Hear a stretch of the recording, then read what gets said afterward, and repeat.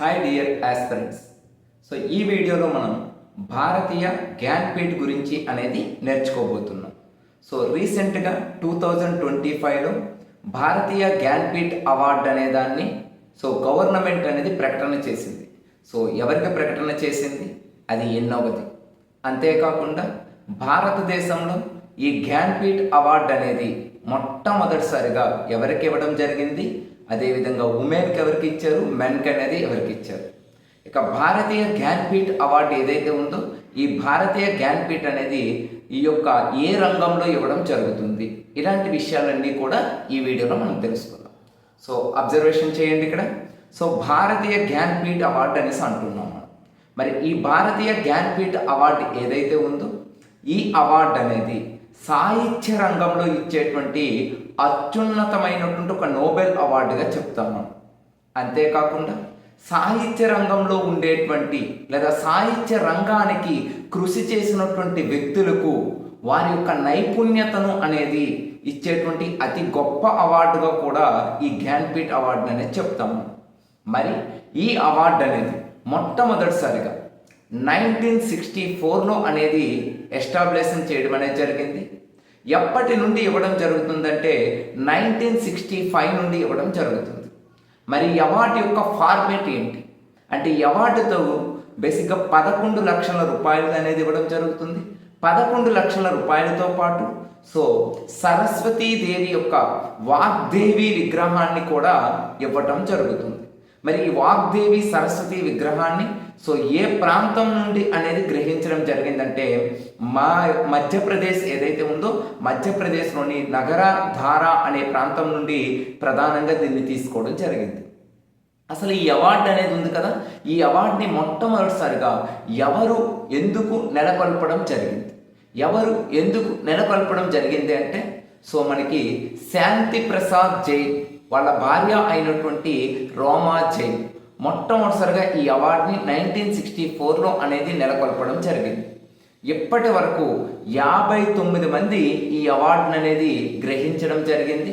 59 మందిలో అత్యధికంగా భారతదేశంలో ఉండేటువంటి 22 భాషలు రాజ్యాంగం 8వ షెడ్యూల్లో గుర్తించినటువంటి 22 భాషల్లో అత్యధికంగాను హిందీ భాషకు 12 సార్లు అనేది ఈ భారతీయ జ్ఞాన్పీఠ్ అవార్డు అనేది రావటం జరిగింది.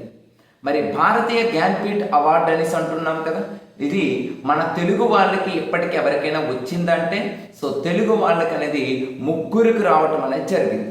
మరి మొట్టమొదటిసారిగా ఈ అవార్డు పొందినటువంటి మొట్టమొదటి తెలుగువాడు ఎవరు అంటే మనకి ఈ యొక్క సత్యనారాయణ అనే వ్యక్తి. సత్యనారాయణ అనేటువంటి వ్యక్తి మొట్టమొదటిసారిగా ఈ అవార్డు పొందిన తొలి తెలుగు వ్యక్తిగా చెప్తాం. అదేవిధంగా రెండవ వ్యక్తి సి నారాయణ రెడ్డి అంటున్నాం. విశ్వాంభర అనేటువంటి ఒక నవలకు గాను నారాయణ రెడ్డికి అనేది రావడం జరిగింది.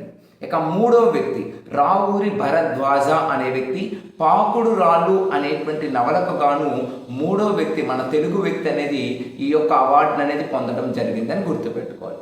మరి ఇప్పుడు దీని గురించి ఎందుకు మాట్లాడుతున్నామంటే రీసెంట్గా ఛత్తీస్గఢ్ రాష్ట్రానికి చెందినటువంటి 59వ జ్ఞానపీఠ్ అవార్డు యొక్క గ్రహీత ఎవరు అని క్వశ్చన్ అడుగుతారు మనకి.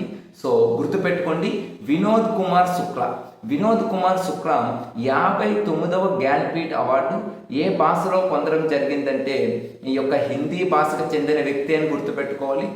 ఇతని యొక్క ఫేమస్ మనం చూసుకున్నట్లయితే నౌకరికి మిరాజ్ అనేటువంటిది, గోడలో కిటికీ అనేసి, అదేవిధంగా చూసుకున్నట్లయితే ఆలోచన అనేటువంటి ఒక దుప్పటిని కప్పుకుంటున్న వ్యక్తి యొక్క వ్యక్తిత్వం గురించి ఇటువంటి గొప్ప గొప్ప రచనలు చేసినటువంటి వినోద్ కుమార్ శుక్లాకి 59వ జ్ఞానపీఠ్ అవార్డు అనేది రావడం జరిగింది. ఇతను 1937లో ఈ యొక్క ఛత్తీస్గఢ్లో అనేది జన్మించడం జరిగింది. 2025 మార్చిలో ఈ యొక్క 59వ జ్ఞానపీఠ్ అవార్డు అనేది పొందడం జరిగింది. మరి భారతదేశంలోనే భారత సాహిత్య నోబెల్గా చెప్తున్నటువంటి ఈ జ్ఞానపీఠ్ అవార్డు ఉంది కదా, మరి ఈ జ్ఞానపీఠ్ అవార్డు అనేది మొట్టమొదటిసారిగా 1965లో మొట్టమొదటిసారిగా ఎవరు ఈ అవార్డుని పొందడం జరిగింది అంటే శంకర్ కురూప్. శంకర్ కురూప్ అనేటువంటి వ్యక్తి మొట్టమొదటిసారిగా ఈ అవార్డును అనేది పొందడం జరిగింది. సో ఇతను ప్రధానంగా మలయాళ రచనకు సంబంధించి, అంటే మలయాళంలో రచించినటువంటి ఒడుక్కుజుల్ అనేటువంటి ఒక రచన చేసినందుకు ప్రధానంగా ఈ అవార్డు ఇవ్వడం జరిగింది.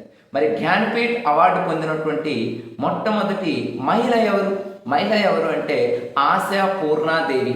1970లో మొట్టమొదటి జ్ఞానపీఠ్ అవార్డు పొందినటువంటి మహిళగా ఈమెకు గుర్తింపు అనేది ఉంది అని గుర్తుపెట్టుకోవాలి.